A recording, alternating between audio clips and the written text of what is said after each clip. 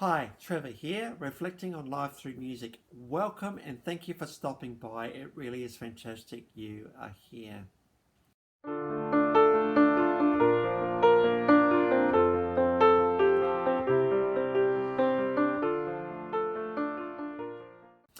Well, I trust you enjoyed my last video on the incredible 100 million album sale career of Britney Spears. And through her career, we've talked about the fact that even though stars need their fans, we also can just be a little bit kinder to people sometimes, because we are all human beings after all. So I trust you found that one an encouragement. Well, we're going on to a bunch of guys today that were formed in Melbourne in 1980.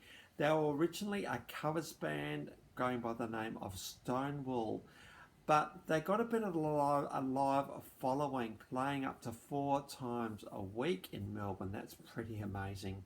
And they renamed themselves to Dear Enemy. And certainly they only ever released in their short career, because these guys disbanded in 1988. They released one studio album and were involved in the soundtrack, and the album was called Ransom Note. And from that album, 4 singles were released. Two of those we're going to talk about today. Now, very much indie rock, and as you'd expect from the 1980s, the synthesizers feature quite prominently just to bring the sound out a little bit more. Ransom Night sold about 25,000 copies, so that's not bad for an 8-year career. And incidentally, significantly for Dear Enemy, one of the first Aussie bands to be signed to an overseas record label. So that was pretty successful.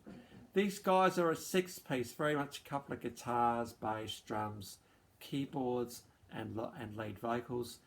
Very much just the compelling act. With all those guys on stage, you can get a pretty good sound going out, and these guys knew how to produce their songs.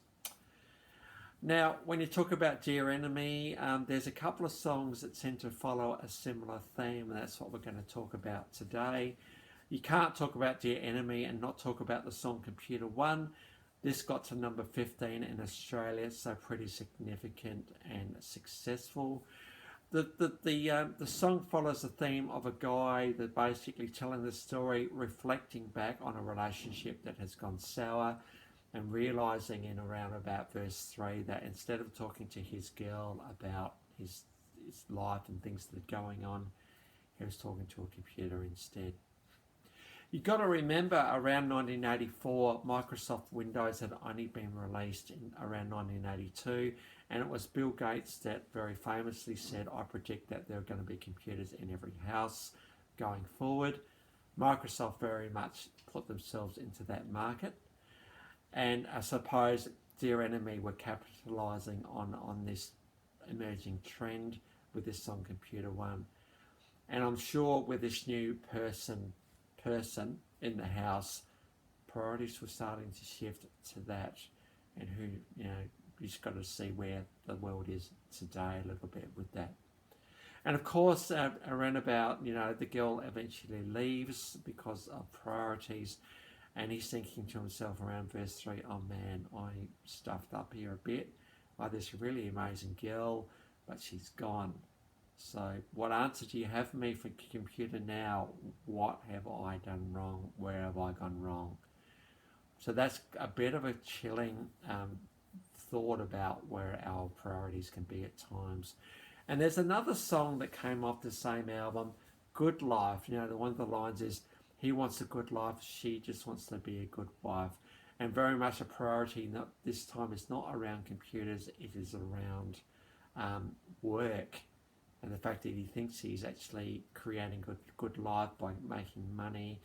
But while he's doing and trying to reach that overarching goal, his days are slipping by, and things like anniversaries and birthdays and events are just getting forgotten.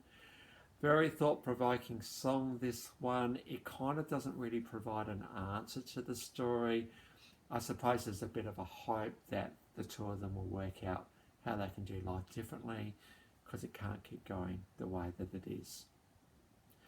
The story of these two songs is very clear today, and that is priorities, priorities, priorities.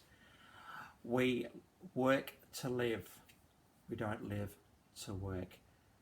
This phrase, work-life balance, is really, really important now. Workplaces think about it, but I wonder how importantly we actually carry out this work-life balance and give the priority to the stuff which is actually important in our lives. Yes, we need money to live. We just do. Yeah, I get that, but we need to keep it all in balance with what is important. Because if a couple really love each other, they'll work out this lack of money thing the best that they can. So, you know, if you're in a situation right now where you're just hopping in the car without giving it a second thought, perhaps this video today provides an opportunity for us all to think about what the important stuff in our life actually is. I'm not going to come down and say, oh, what are you doing? No, we don't do that. It's all about just providing an opportunity for you to have a think about it for yourself. So I trust that will all be an encouragement for you today. Well, on to the clips, and yes, we do have Computer One. This is the official clip, and we've also got Good Life, also the official clip. And Computer One very much tells the story really well. Good Life is much really Dear Enemy, just doing the clip in a warehouse. So you get just to see the passion and excitement these guys have for finding a little bit of success that they did. Now, Dear Enemy were also asked to perform the title track on a soundtrack. It's a pretty cool thing to be able to be asked to do. This was the movie Street Hero starring Vince Colosimo that came out in 1984. Again, a little bit about priorities here. We talk about a kid that's going off the rails, getting in with the wrong crowd, and his friends and family who actually get him to turn his life around. Street Hero is such an incredible name for this movie, and how cool for Dear Enemy to actually get asked to do the title track. This is a studio version of this one in a TV studio, and very much you get to see the six of them on stage going through this stuff. So the links to those three songs are in the description below. And by the way, I've also included my last video on Britney Spears, so if you want a recap on that one, feel free. Well, that's it for today. If you've come back for another video, or if this is your first time, welcome and thank you everybody for hanging around to the end. We always love this engagement. And please note the invitation below that if you want to make your own requests, which I have been getting a few of as late, particularly through private conversation, which is always really, really cool, just drop it in the comments below. I'm more than happy to do that one for you. So that's it for today. Next time we're going to go back to the 1970s to David Soul. And you might be thinking, who was David Soul again? Well, we'll let you know all about him next time. So until then, I'll catch you around.